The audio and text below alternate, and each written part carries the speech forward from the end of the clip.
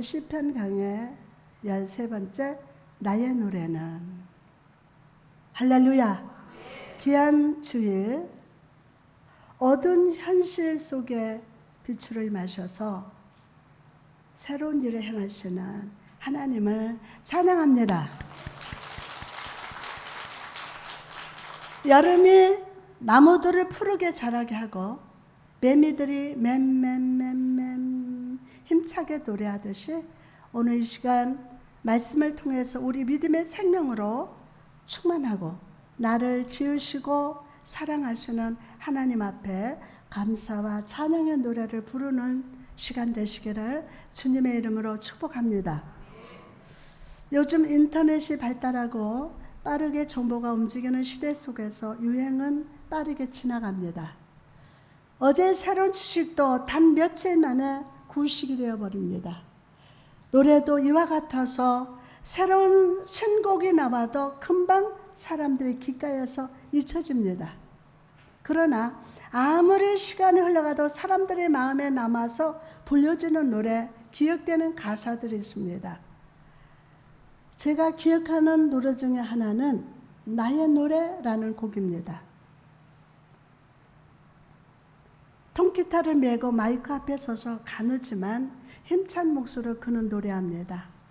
아무것도 가진 것 없는 이에게. 시와 노래는 애달픈 양식, 아무도 배지 않는 어둠 속에서 조금만 읊조림은 커다란 빛. 나의 노래는 나의 힘, 나의 노래는 나의 삶. 30년 전의 노래이지만 저는 이 노래를 듣고 가사를 볼 때마다 공감이 됩니다. 가사가. 오늘 본문 속에서 우리는 아무도 보이지 않는 어둠 속에서 힘있게 나의 노래를 부르고 있는 한 사람을 만납니다. 우리와 함께 시인의 노래를 같이 들어보지 않으시겠습니까? 오늘 시인이 자신의 삶을 통해 불렀던 노래는 어떤 노래입니까? 첫 번째는 내가 주를 사랑하나이다 라는 노래입니다. 내가 주를 사랑하나이다. 내가 주를 사랑하나이다. 오늘 우리가 나누는 시편 18편은요 다윗의 시입니다. 이 시는 지휘자의 인도를 받아서 많은 사람들과 악기들이 동원되어서 웅장하게 연주되었던 찬양이었다고 합니다. 양을 치던 목동에게 불과했던 다윗, 그가 사무엘에게 기름 부음을 받은 이후 온 이스라엘을 다스리는 왕이 되기까지 수많은 역경과 위기가 있었습니다. 선한 목자가 자신의 양을 사자와 곰의 입에서 건져내는 것처럼 여호와 하나님께서 다윗의 삶에 개입하셔서 모든 환난과 어려움 그리고 대적들의 위협에서 건져내신 역사를 찬양하고 있습니다. 왕자에 앉은 다윗, 그는 지난날 하나님의 은혜를 그렇게 생각하면서 베푸신 은혜에 크게 감사하며 찬양을 합니다. 본문 1절 여러분에게 나의 힘이 되신 나의 힘이신 여호와여 내가 주를 사랑하나이다. 시인은 먼저 여호와여 내가 주를 사랑합니다 라고 고백합니다. 내가 주를 사랑하나이다. 원어를 보면요 아주 깊이 사랑합니다, 계속해서 깊이 사랑하고 있습니다 라고 쓰여져 있습니다. 다윗은 시를 시작하면서 다른 모든 말에 앞서서 내가 하나님을 깊이 사랑하고 있다고 먼저 고백합니다. 그리고 이후에 나오는 모든 내용도 하나님을 사랑하는 찬양과 고백으로 가득 찼습니다. 여러분, 하나님이 가장 기뻐하시는 찬송이 무엇입니까? 화려한 악기와 멋진 리더의 인도가 있는 찬양이 아닙니다. 요즘 교회마다 공작 엄청나죠? 때로는 악기 없이 우리 조용히 찬양 부를 때 그때 감동이 엄청나죠. 그죠? 우리가 악기거든요. 하나님의 가슴을 두근거리게 하는 가장 좋은 찬양은 여호와여 내가 주를 깊이 사랑합니다. 계속 사랑하고 있습니다. 라는 고백인 줄 믿습니다. 누가복음 7장에 보면요, 예수님께서 나인이라는 성에 가실 때 제자들과 흩한 무리가 막 따라다녔다고 말씀합니다. 누가복음 7장 11절에 그 후에 예수께서 나인이라는 성으로 가실새 제자와 많은 무리가 동행하더니, 여기 뭐라고 그랬어요? 나인이라는 성으로 가실새 제자와 많은 무리가 동행하더니. 여러분, 이 말씀을 보십시오. 누가는 의도적으로 주님의 제자와 무리를 나눠서 말하고 있어요. 나눠서. 언제나 주님 곁에는 수많은 사람들이 따라다녔습니다. 그러나 모두가 같은 사람은 아니었어요. 제자들은 주님께서 친히 부르셔서 그의 제자로 삼으시고 언제나 주님과 동행하는 사람들이었습니다. 그러나 무리들은 주님을 따르기는 하지만 자기의 필요와 목적에 따라 따라다니는 사람들이었습니다. 여러분, 성경에 보면 제자들은 이름이 기록되어 있지만 무리들에 대한 이름은 나와 있지 않았습니다. 나와 있지 않았어요. 이처럼 오늘날 세상에도 두 종류의 사람들이 주님을 따릅니다. 자기 필요 목적을 위해 주님을 따르는 사람이 있고, 주님의 부르심을 받아서 주님과 동행하며 주님께 그 이름이 기억된 바 된 사람입니다. 기억된 바 된 사람들. 저는 성도 여러분 한 사람 한 사람이 주님께 그 이름이 기억되고, 다시 한번 그 이름이 기억되고, 아멘. 주님과 동행하는 제자로 살아가시기를 주님의 이름으로 축복합니다. 계시록 2장에 보면 부활하신 예수님께서 에베소 교회에게 하신 말씀이 나옵니다. 주님은 에베소 교회를 바라보시면서 이렇게 말씀합니다. 그러나 너를 책망할 것이 있나니 나의 처음 사랑을 버렸느니라. 이걸 책망하시오. 나의 처음 사랑을 버렸느니라. 처음 사랑을 버렸다고 합니다. 어떤 사랑을? 처음 사랑을 버렸다고 합니다. 주님을 향한 그 첫사랑을 잃어버렸다고 하십니다. 2절에서 3절 말씀 보니까 내가 내 행위와 수고와 내 인내를 알고 또 내가 참고 내 일을 위하여 견디고 게으르지 아니한 것을 아노라. 예수님은 그들이 수고하고 인내하고 게으르지 않고 일한 것을 안다고 합니다. 그러나 그들이 무엇을 하느냐 보다 주님은 그 중심이 예수님을 향한 온전한 사랑이 없음을 보셨어요. 그 중심에. 여러분은 어떤 마음으로 주님을 따르십니까? 어떤 마음으로? 오늘 교회 왜 나오셨습니까? 담임 목사로서 저는 여러분이 모든 일에 형통하고 잘 되기를 바랍니다. 문제 해결받고 모든 질병 치유받기를 진심으로 바랍니다. 아멘. 그러나 그 무엇보다 저는 여러분이 여호와 하나님을 가장 사랑하는 자가 되기를 원합니다. 그 사랑이 회복되기 위해서 여러분 어떻게 해야 합니까? 계시록 2장 5절에 보니까 그러므로 어디서 떨어졌는지를 생각하고 회개하여 처음 행위를 가져라. 처음 행위를 가져라. 주를 사랑하는 내 믿음. 누구를 사랑하는? 주님을 사랑하는 내 믿음. 그 첫사랑으로부터 멀어지게 한 것은 무엇이었습니까? 물질입니까? 아니면 내 욕심입니까? 자존심입니까? 나도 모르게 자리 잡은 혹시 교만은 아닙니까? 이 중에 한 가지들은 있을 겁니다. 오늘 군중처럼 주님을 따르던 내 삶을 저와 함께 회개합시다. 그리고 제자가 됩시다. 내가 주를 알고 주도 내 이름을 아시는 인생, 첫사랑으로 돌아가는 회개의 결단이 이 시간 있으시기를 축복합니다. 다윗은 주를 향해 사랑을 노래합니다. 사랑을.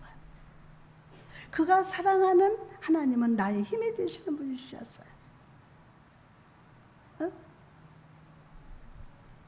그가 사랑하는 하나님은 나의 힘이 되신 분이었어요.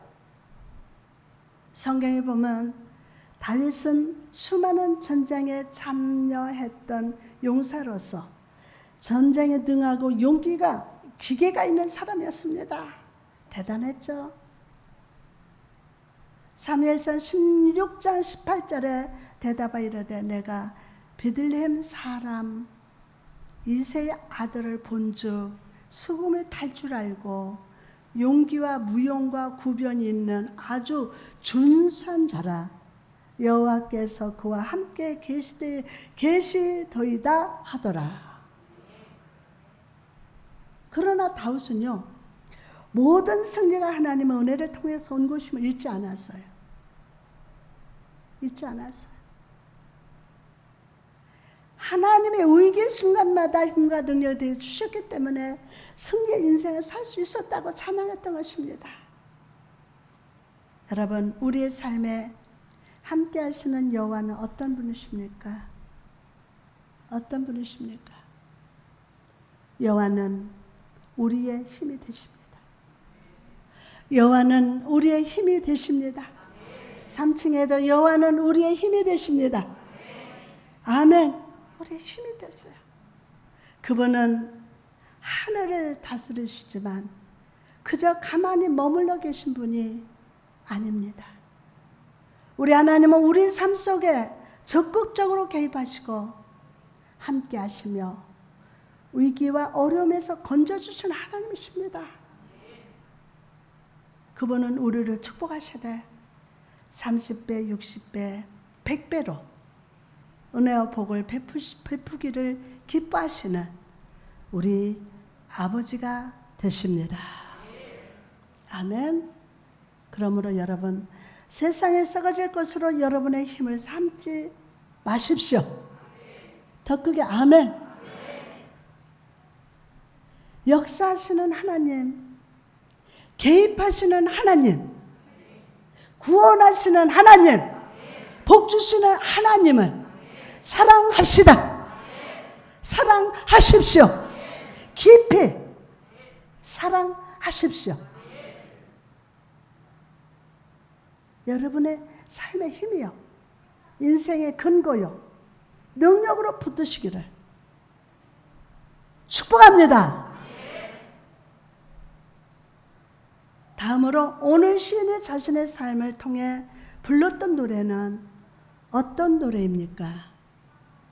두 번째로 당신은 나의 하나님이라는 노래입니다. 당신은 나의 하나님. 멋있잖아요? 당신은 나의 하나님이라는 노래. 2절에 보니까 여호와는 나의 반석이시요 나의 요새요 나를 건지시는 이시요 나의 하나님이시요 내가 그 안에 피할 나의 바위시요 나의 방패시요 구원의 뿌리시요 나의 산성이시로다. 다윗은 자신이 수많은 인생의 위기 속에서 실제적으로 경험했던 하나님의 살아있는 단어로 찬양합니다. 죽은 단어가 아니에요. 살아있는 단어로 찬양해요. 응? 실제적으로 경험했던 하나님을 살아있는 단어로 찬양합니다. 나의 요새, 나를 건지시는 이, 나의 하나님, 나의 피할 바위, 나의 방패, 나의 구원의 뿔, 나의 산성이라고 막 표현합니다. 막 노래를 불러요. 여러분, 여기 다윗이 나의 내가 이라는 단어를 계속해서 사용하고 있음을 주목해 보십시오.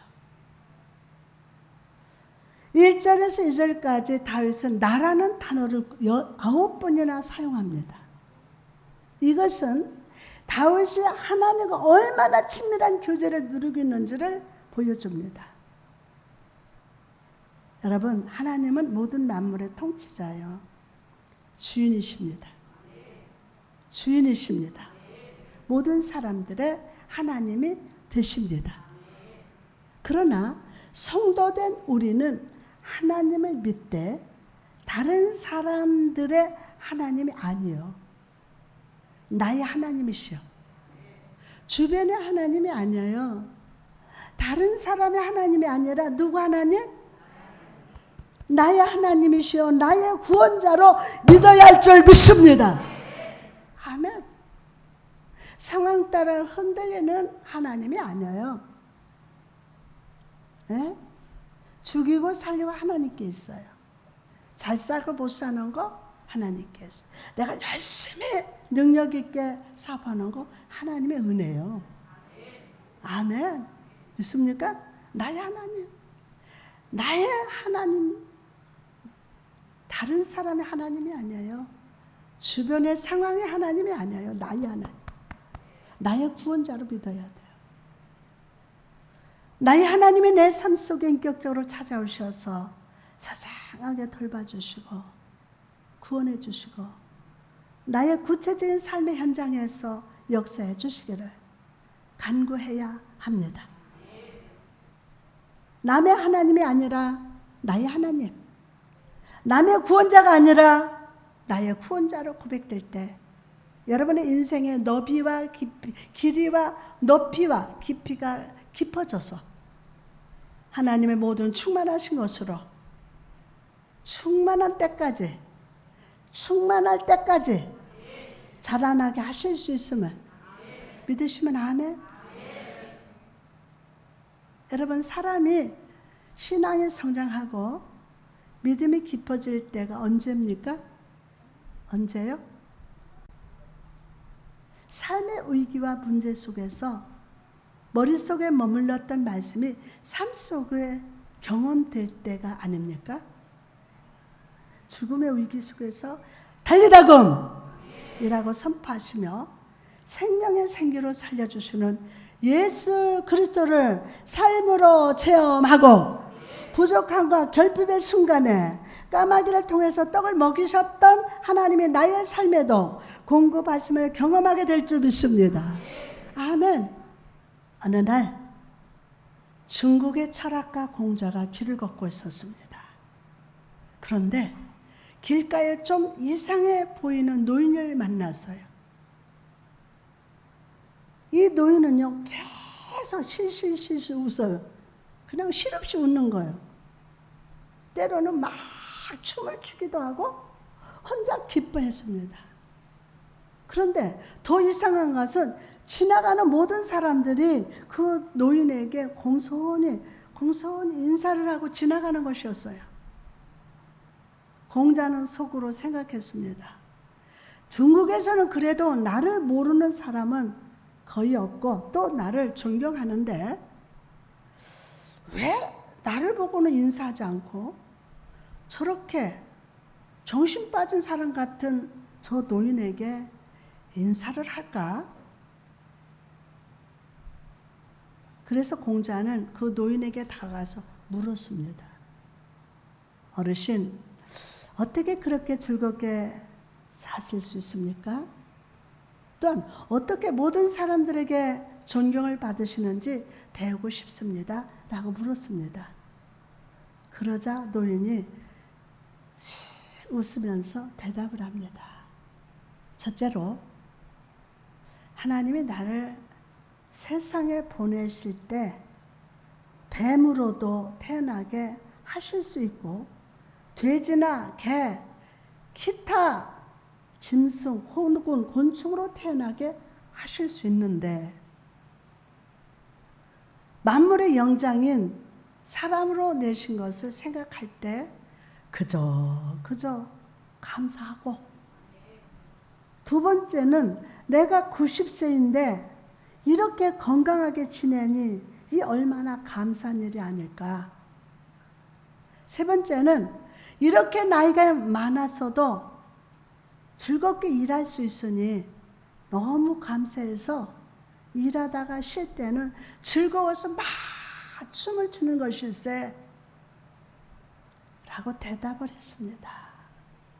그러자 공자는 참으로 좋은 것을 배웠다고 기뻐했다고 합니다. 여러분, 우리도 때로는 세상이 더 강해 보이고 사단이 강해 보이고 내 삶의 염려가 안악 자손처럼 커 보일 때가 있습니다. 그러나 그럴 때 저와 여러분이 해야 할 일은 힘든 현실이 아니라 이미 내게 주신 은혜를 생각하며 감사해야 합니다. 이미 내게 주신 은혜를 생각하며. 아멘. 그리고 오늘 하나님 다시 한번 은혜를 공급하죠. 공급해 주신 만큼 또 감사하며 살아. 미래에 뭐 저장해 둔다. 아이고, 아니야. 내일을 모르는 인생이야. 사람 어떻게 될지 몰라. 다시 말해서 지난날 하나님의 나에게 베푸신 은혜와 축복을 묵상하고 그 하나님의 오늘 또 임마누엘로 나와 함께 하심을 묵상해야 합니다. 아멘. 얼마나 감사한 줄 몰라. 여러분 건강해서. 아멘. 감사하죠. 신명기 1장 30절에서 31절 말씀 보니까 너희보다 먼저 가시는 너희 하나님 여호와께서 애굽에서 너를 위하여 너희 목전에서 모든 일을 행하신 것 같이 이제도 너희를 위하여 싸우실 것이며 광야에서 너희가 당하였거니와 사람이 자기의 아들 낳는 것 같이 너희 하나님 여호와께서 너희가 걸어온 길에서 너희를 안으사 이곳까지 이르게 하셨느니라. 더 크게 아멘.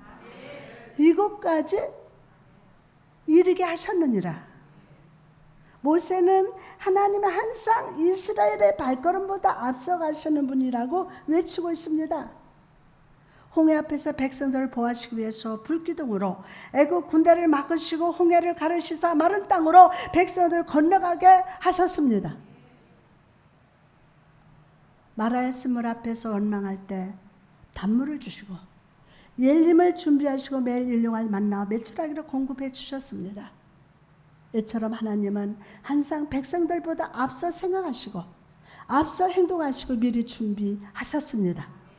이런 하나님이 우리와 함께 하실진데 어찌하여 원망하고 두려워하겠습니까?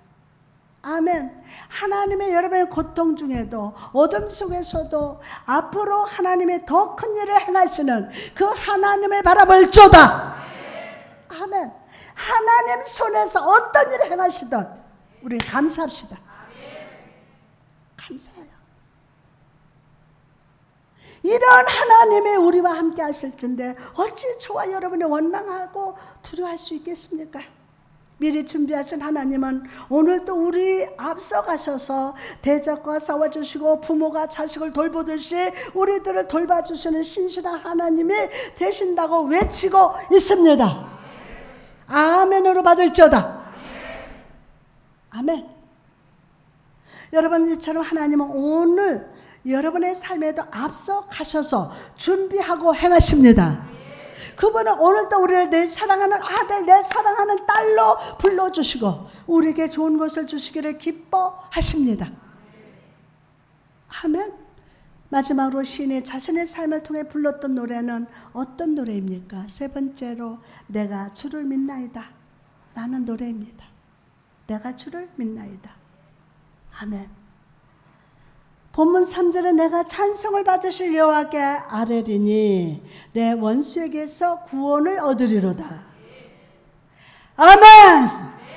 지금까지 수많은 위기 속에서 하나님의 보호하심을 실제로 경험했던 시인은 이제 앞으로도 하나님을 계속 의지하고 붙들겠다는 확신으로 선포합니다. 그 하나님에 대한 확신의 표현이 무엇이었습니까? 첫째로 찬송하는 것이요.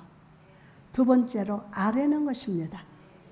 원어를 보면 찬송과 간구가 단 한 번으로 끝난 것이 아니라 계속해서 찬송하고 계속해서 부르짖겠다라고 쓰여져 있습니다. 내가 필요할 때만 찾는 하나님이 아니라, 위기 때만 하나님을 찾는 것이 아니라, 죽어갈 때만 하나님을 찾는 것이 아니라, 병들 때만 하나님을 찾아가는 것이 아니라 계속 그분을 찬양하며 의지하겠다고 선포하고 있습니다. 다윗의 삶을 살펴보면 그의 삶에는 편안한 날이 많지 않았습니다. 편안한 날이 없었어요. 어린 시절에는 골리앗과 싸워야 했습니다. 사울에게서 10년을 쫓겨다녔습니다. 왕이 된 후에도 사랑하는 아들 압살롬의 반역으로 또 도망치면서 사람들의 저주를 받았습니다. 사방에 대적이요 원수들이 가득했습니다.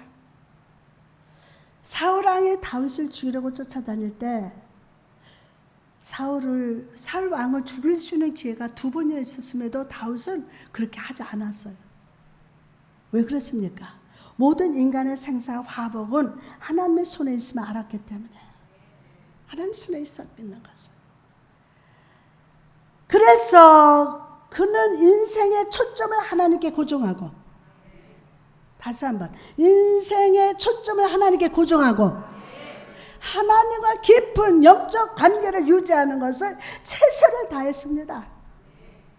다윗의 영적 관계를 유지하기 위해서 해야 할 일이 무엇이었습니까? 바로 여호와 하나님을 찬양하고 그분을 신뢰함으로 부르짖는 것이었어요. 그분을 신뢰함으로. 여호와를 찬양할 때마다, 부르짖어 기도할 때마다 하나님은 다윗의 힘과 능력이 되어 주셨고 넉넉히 구원해 주셨음을 믿으시기를 바랍니다. 여러분, 요즘 우리가 살아가는 세상은 현실은 어렵고 힘듭니다. 코로나는 언제 종식될지 알지 못하고 예배하는 것이 점점 힘들어집니다. 여러분들과 만나서 살아가는 이야기들을 들어보면 참 많이 눈물 나고 한숨이 나옵니다. 그러나 여러분, 이럴 때 우리는 지난날 우리를 보호하시고 지켜주시고 구원해 주셨던 하나님을 바라봐야 합니다. 원망이나 불평의 입술을 멈추고 오늘도 내일도 나를 구원하실 하나님을 신뢰하며 하나님을 찬양하고 그 하나님께 감사함으로 부르짖어 기도해야 함을 믿으시기를 바랍니다. 하나님은요, 여러분의 심령을 살피십니다. 마음을 다하세요. 마음을. 그러므로 기도할 때 조금의 불신도 섞이지 않게 하십시오. 마가복음 9장에서 귀신 들린 아들을 고쳐달라 간구했던 아버지를 한번 떠올려 봅시다. 그는 문제를 가지고 주님께 나오긴 했지만 예수님에 대한 확신이 없었습니다. 마가복음 9장 22절에 보니까 귀신이 그를 죽이려고 불과 물에서 자주 던졌나이다. 그러나 무엇을 할 수 있거든 우리를 불쌍히 여기서 도와주옵소서. 그러자 예수님 말씀하십니다. 할 수 있거든이 무슨 말이냐? 믿는 자에게는 능히 하지 못할 일이 없느니라. 아멘! 믿습니다.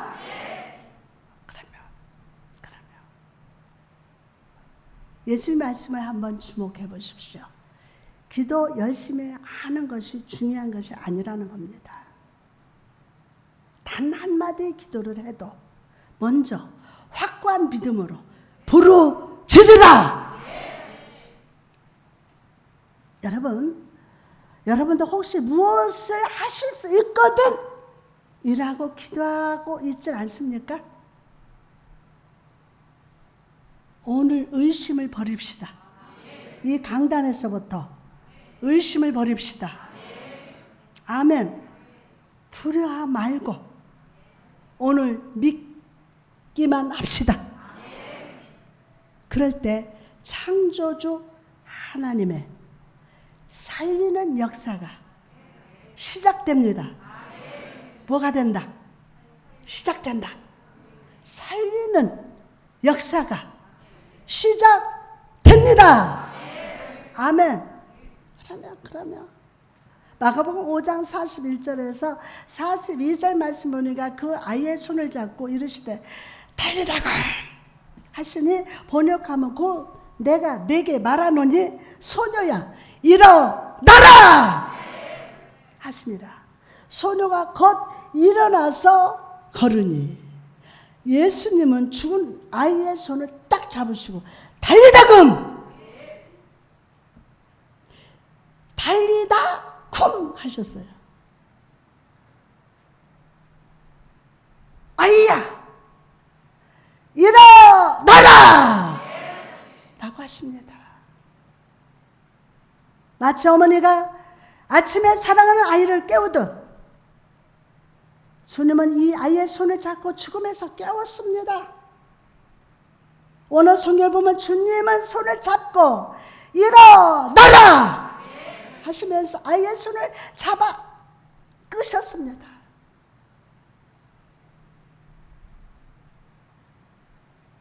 그리고 아이가 일어나서 방을 걸을 때도 주님은 그 손을 놓지 않고 손잡고 함께 걸어주셨습니다.